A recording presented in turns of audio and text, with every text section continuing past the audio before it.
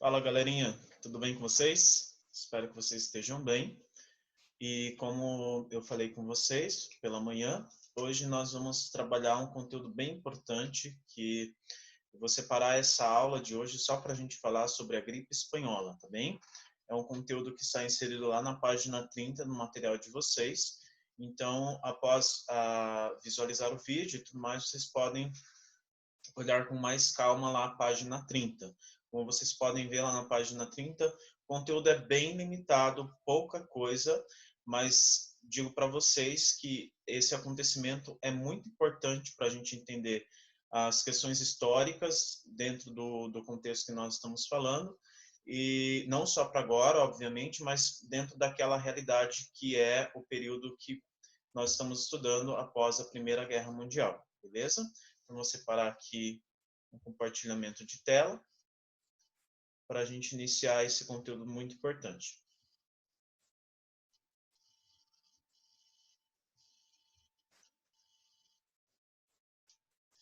Bom, galera, então o nosso conteúdo ele está voltado para se falar da gripe espanhola, certo? É um marco importante da história e ele vai trazer consequências significativas para toda a humanidade. A gripe espanhola, segundo ali o material, ela teria atingido 28 países e cerca de 20 milhões de pessoas. Quer dizer, realmente uma pandemia e realmente algo preocupante para o contexto histórico do qual essas pessoas estavam inseridas.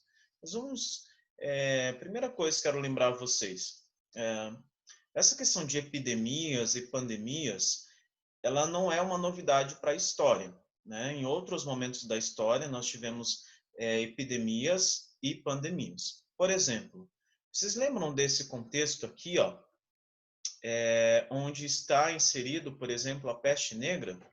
A peste negra, ela surgiu lá no ano de 1347 e foi até o ano de 1350, e ela matou 1/3 da população europeia, né? Nós estudamos isso quando nós falamos lá do contexto da Idade Média, e esse desdobramento vai trazer consequências muito negativas para o contexto da Idade Média, mas é algo para a gente se pensar, porque às vezes pensamos, inclusive nesse contexto que nós estamos vivendo, que há uma novidade para a história. Não, né? A peste negra, ela foi também lá no século XIV, trouxe também uma crise muito significativa para a sociedade, e assim também foi a gripe espanhola. E também hoje com o Covid-19 que a gente está vivenciando. É sempre importante destacar, né? Quando a gente estuda os contextos e os fatos históricos, isso tem uma certa assimilação no nosso pensamento, no nosso dia a dia. A gente tem uma certa compreensão. Agora, quando a gente vive um fato histórico, isso é completamente diferente. Podem ter certeza que este fato histórico que nós estamos vivendo hoje, em 2020, ele vai ter uma significância muito importante e ímpar dentro da nossa realidade. Nós estamos vivendo um fato histórico muito importante. E agora, e qual que é essa relação de viver um fato histórico ou de pensar em epidemias e pandemias? Basicamente é pensar nos impactos históricos que uma epidemia ou uma pandemia pode trazer para a população, sobretudo impactos que vão estar relacionados ao desenvolvimento da cultura, a aspectos propriamente econômicos, políticos, enfim, da própria sociedade. Bom, gripe espanhola. Só puxar aqui um pouquinho para ficar mais fácil para a gente se localizar. Aí. Bom, a gripe espanhola é considerada a mais mortal do século XX. Ela é considerada aí uma grande epidemia moderna dentro do contexto que nós estamos falando. Ela é causada por um vírus de influenza. O que isso significa?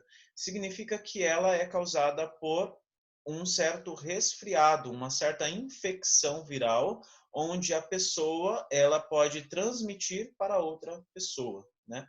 E aqui essa transmissão ela ocorre sobretudo por vias fluviais, com espirro, com tosse. Por isso a indicação sempre presente para quando se espirrar ou tossir, a gente utilizar a própria dobra aqui, né, dessa região do antebraço, para evitar com que esse espirro pudesse se espalhar e assim outras pessoas serem infectadas.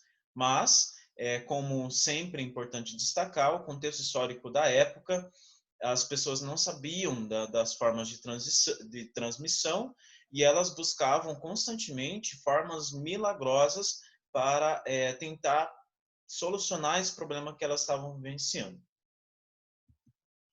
Um outro ponto importante é o contexto histórico que nós estamos falando, não podemos esquecer. Nós estamos falando de uma epidemia, aliás, uma pandemia, que ela vai surgir em 1918, e essa data é muito importante para a história mundial, porque é a Grande Guerra Mundial. A Guerra Mundial começa em 1914, termina em 1918, porém, ainda eles pegam esse período de grande auge da pandemia. Então, 1918, 1920, surge uma pandemia. Pensem no contexto como nós estamos vivendo hoje. Hoje nós temos tecnologia, hoje nós temos fórmulas de resolver possíveis questões sociais ou coisas que nós precisamos resolver, com compras, etc. Hoje a tecnologia está ajudando bastante a gente, né?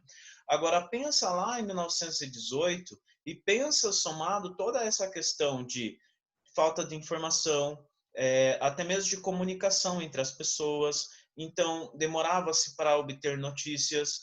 Países que tinham ali um desenvolvimento científico um pouco mais considerável, muitas vezes não tinham uma comunicação tão direta assim. E, além do mais, eles estão vivendo num contexto de guerra, Primeira Guerra Mundial. Então, é muito complexo pensar nessa sociedade e pensar nesse contexto de pandemia, tá bem? Então, isso deve ser levado em consideração. Professor, onde surgiu a gripe espanhola? Eu vi várias hipóteses, tá? Sobretudo aqui nos Estados Unidos, das bases militares, sobretudo lá onde os militares ali, as tropas dos militares teriam os seus treinamentos, certo? Ali nos Estados Unidos, mais especificamente em Kansas, né? E ali teria surgido a gripe espanhola justamente porque teria ocorrido a primeira morte de um cozinheiro, certo? Que ele servia ali a alimentação nas bases militares onde eles treinavam. Outra hipótese também está relacionada à França. Nas bases militares da França, teriam também surgido relatos ali de ter acusado as primeiras mortes também.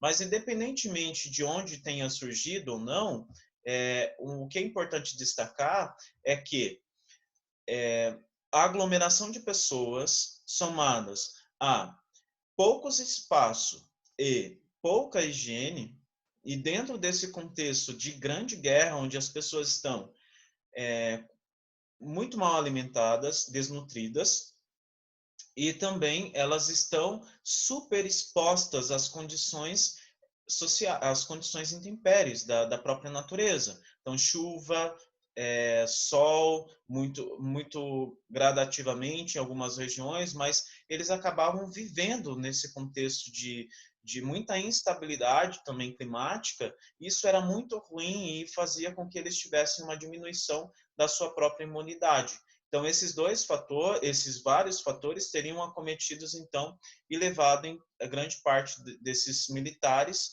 a estarem mais suscetíveis, digamos assim, a ter a gripe espanhola. Essa foto ela é muito interessante porque ela é uma foto que mostra um pouco da família, de uma família durante a gripe espanhola. Então, quer dizer, até o gatinho ali, né, nesse contexto de estar protegido, também está inserido nesse contexto. E o que a gente tem que destacar durante essa Primeira Guerra Mundial e falar dessa gripe espanhola, tá? Primeiro, é impressionante pelos noticiários, pelas informações, pelos fatos históricos que nós temos informações, a questão da disseminação da doença. Né? Muitos ficaram espantados devido à quantidade de pessoas que foram infectadas rapidamente durante a Grande Guerra. Sobretudo, quando a gente pensa nas más condições das trincheiras e no front, né?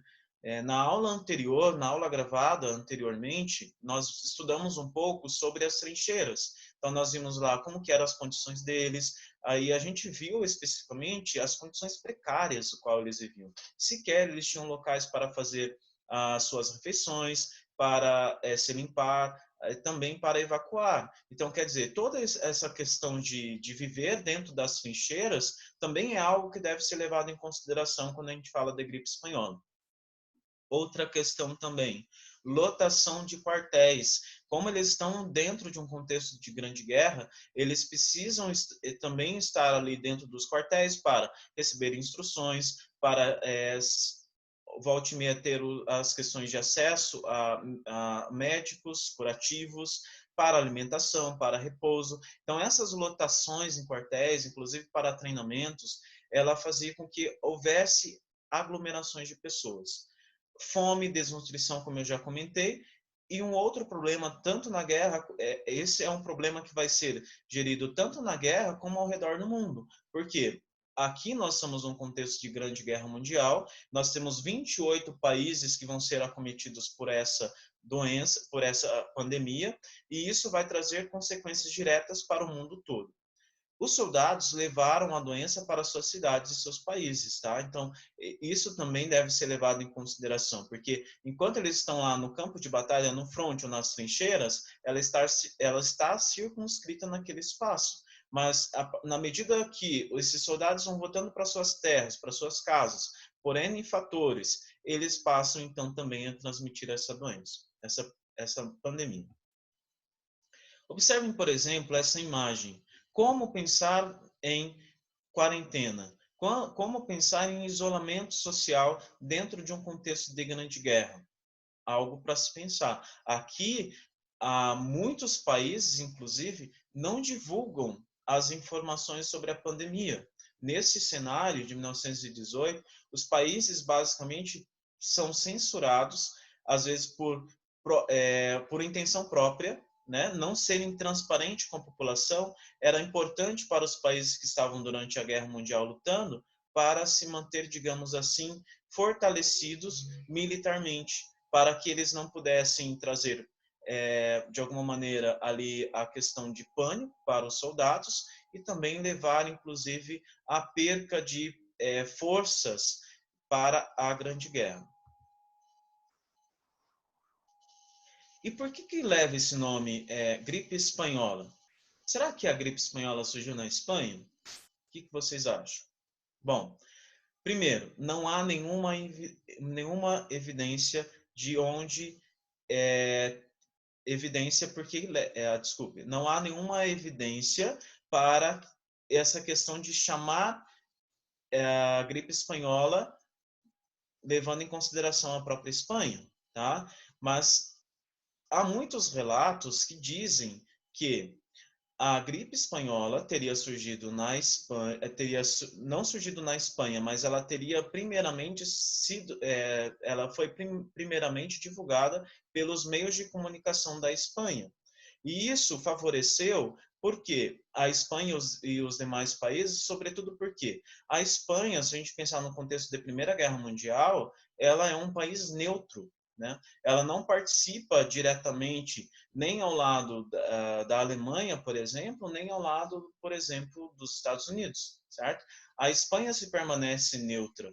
E dentro desse cenário de permanecer-se neutra, ela começa já a observar diversos relatos de mortes ali, sobretudo nas suas fronteiras. Muitos camponeses começaram a morrer do dia para a noite e eles buscavam entender por que as pessoas estavam morrendo.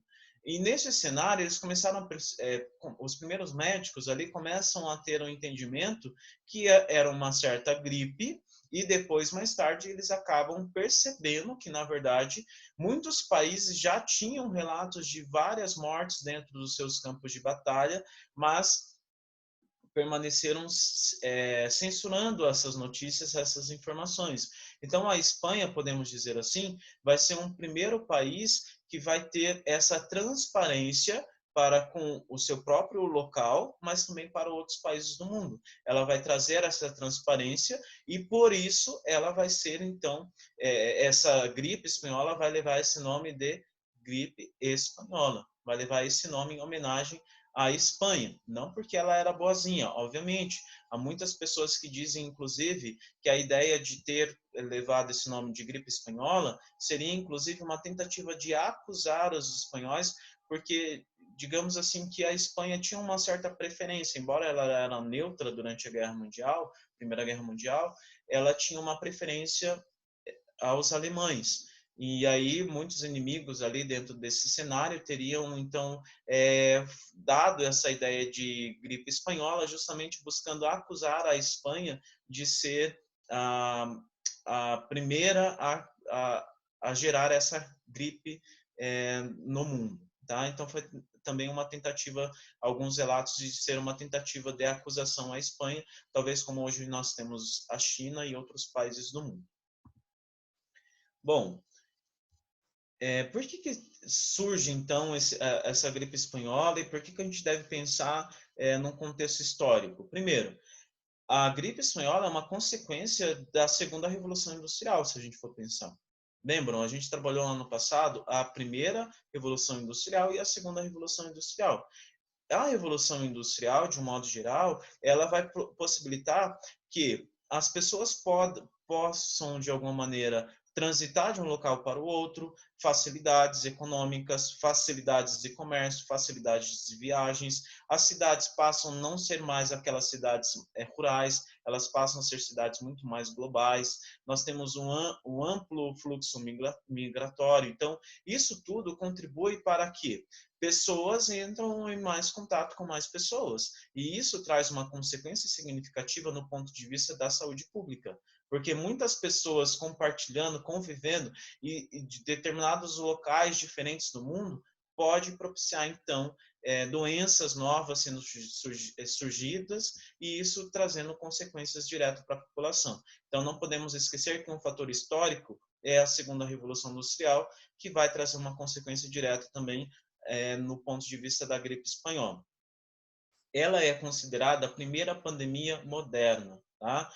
O que significa pandemia? É uma palavra que vem do grego, que significa pan, significa todos, e demia significa pessoas. Então, quando se instaura essa ideia de pandemia, nós já estamos pensando num cenário mais global. Enquanto a epidemia é um local mais circunscrito a um espaço, uma região, poucos países, a pandemia ela já está, digamos, numa escala de mais continentes ou de todos os continentes atingidos direto ou indiretamente.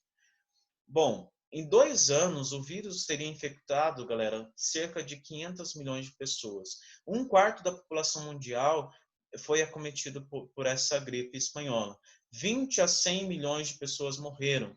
Olha só este dado. A gente não consegue constatar quantas pessoas de fato morreram. Primeiro, a gente não tinha informação precisa da época. Muitas pessoas morriam, muitas famílias morriam, né, dentro das suas casas, e a gente não, eles não sabiam na época sequer quais foram as consequências diretas dessas ou de outras doenças. Então, isso dificultou bastante ao longo da história entender quantas pessoas essa doença acometeu. Então, aqui nós temos uma ideia de quantas pessoas teriam morrido. E no Brasil, como é que foi a questão da gripe espanhola no Brasil? Bom, na apostila diz que 17 mil pessoas teriam morrido no Brasil. Mas eu busquei outras fontes porque eu achei esse número realmente muito inferior dentro do que eu já sabia de conhecimento mesmo sobre a gripe espanhola no Brasil. E esses outros números dizem até 35 mil mortes. Parece pouco, né? Mas não é pouco. Nós temos que pensar num contexto histórico que o Brasil está vivendo, e isso deve ser levado em consideração, visto que o Brasil está passando por um processo de modernização desde a primeira década de 1900. A gente chegou a trabalhar isso lá no capítulo 1, quando a gente estava falando de Primeira República Brasileira, e a gente percebe que o Brasil, passando por esse primeiro processo de modernização, as pessoas, sobretudo, as pessoas que conviviam ali nos espaços mais urbanos, sobretudo as pessoas ainda pobres e também negros, eles foram retirados desses locais, dos centros urbanos, e foram levados para os centros, para as periferias. Né? Se a gente lembrar bem, o grande personagem que vai querer, inclusive, impor ali uma vacina é o Oswaldo Cruz. Lembram da revolta da vacina? Nós estudamos em sala de aula. No ano de 1904, o Oswaldo Cruz ele vai, de alguma maneira, impor a vacina à população, né? E essa vacina, sobretudo, via ali numa tentativa de controlar a febre amarela. Então, nesse cenário, não podemos esquecer que o Brasil está passando por um processo de modernização, as ruas estão mais largas, nós temos mais acesso à luz elétrica, mas grande parte das pessoas estão nas periferias, vivendo em locais onde não tem higiene, que não tem acesso a saneamento básico, e isso traz profundas marcas para o Brasil, e dentro desse cenário, o Brasil vai ser acometido por uma pandemia e que vai trazer a larga escala aí, uma atrocidade significativa para a população do Rio de Janeiro. Neste período, o Rio de Janeiro é a capital do Brasil. Né? Como capital do Brasil, 2/3 da população adoeceu. 2/3 da população. Imaginamos isso, 2/3 da população sofrendo da gripe espanhola. Setembro de 1918, há alguns relatos que um navio inglês teria vindo de Lisboa, teria desembarcado doentes em Recife, Salvador e Rio de Janeiro. Somente mais tarde eles ficaram sabendo que essas pessoas estavam com gripe espanhola, e essas primeiras pessoas, esses primeiros doentes ali, depois de terem desembarcado, teriam então transmitido essa doença. Marinheiros brasileiros também retornando das guerras, da Primeira Guerra Mundial, também teriam transmitido essa doença no Brasil. Eu deixei esse relato aqui do jornal para a gente perceber um pouquinho, até mesmo fazer alguma comparação da questão do Covid-19 com a questão da gripe espanhola. Para vocês perceberem, isso é uma divulgação do jornal da época, para vocês perceberem até e fazerem alguma comparação dessas duas doenças, dessas duas pandemias. Este outro jornal também bem importante, o Rio é um vasto hospital. Né? Como a capital do Brasil, o Rio vai ser referência, assim como hoje muitos estados estão sendo referências numa questão negativa desse desdobramento do Covid-19, o Rio de Janeiro vai ser a capital do Brasil que vai mais acometer pessoas infectadas. Esse é um outro relato também que diz assim: toda uma família morta, abandonada e insépulta há 4 dias. Em Terra Nova, a Rua 5 Irmãos, número 6, há 4 dias uma família composta de marido, mulher e um filho, com 7 dias de nascido, permanecem mortos em completo abandono e adiantado estado de decomposição. Todos que por essa casa passam são obrigados a levar a mão ao nariz pelo horroroso mau cheiro que as dezenas de pessoas já se sentem. Então, assim como a peste negra, onde muitas pessoas acabavam morrendo e sequer podiam enterrar os seus próprios parentes, de um modo geral, nós percebemos que na gripe espanhola vai ser mais ou menos igual, onde grande parte das famílias inteiras morrem e ali não tem sequer pessoas para atender e fazer o sepultamento adequado. Pelo contrário, há muitos relatos da época que as pessoas acabavam morrendo e essa transmissão ela continuava. Grande parte dos coveiros da época no Brasil, por exemplo, eles foram acometidos pela doença.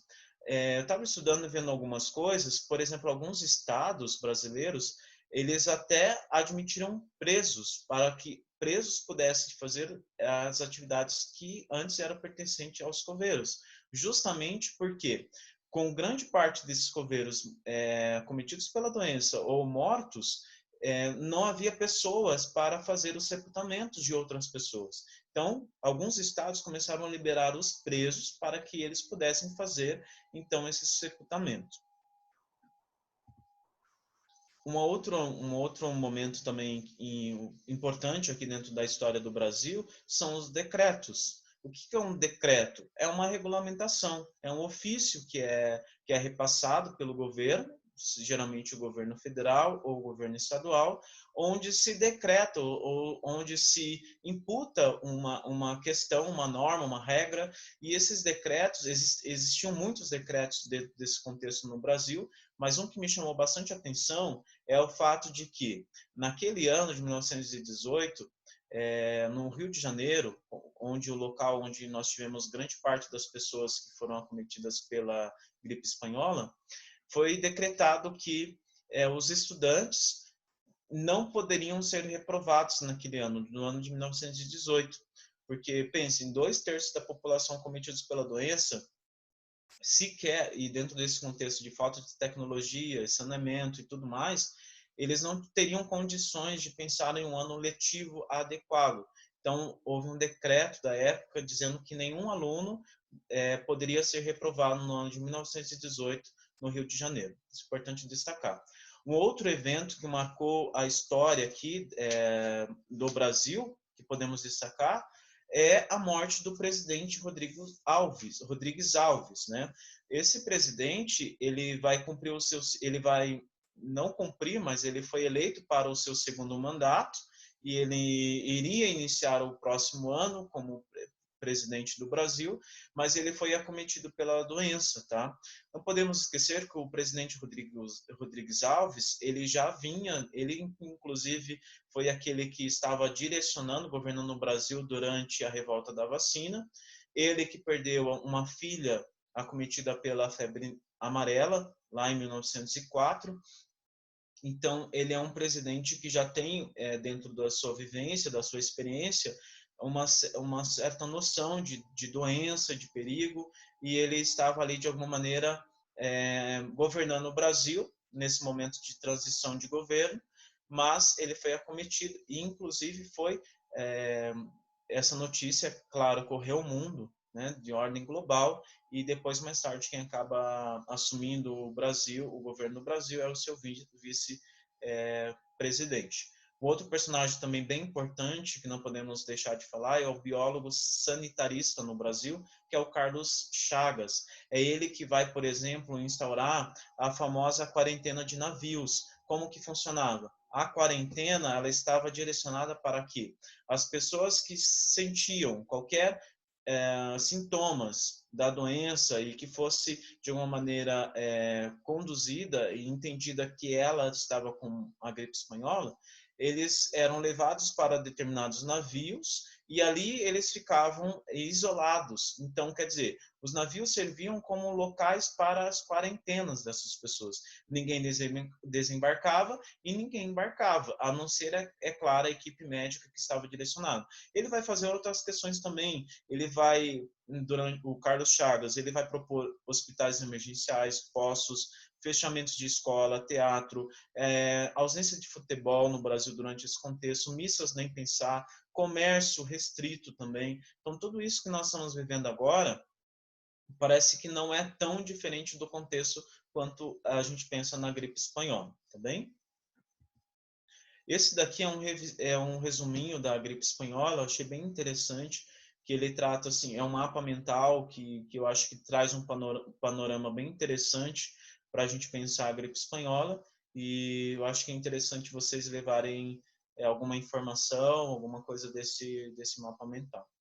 Beleza, galera? Então é isso, espero que vocês tenham gostado e espero que a gente possa passar por esse momento, que é um fato histórico, da melhor forma possível, que o Brasil possa sofrer menos também, né? Não só o Brasil, mas todos os países do mundo, e que futuramente, quando a gente estiver trabalhando isso na história, seja não com tantas informações, tantas mortes como nós vemos aqui na gripe espanhola, tá bem? Tchau, tchau, até a próxima, um abraço.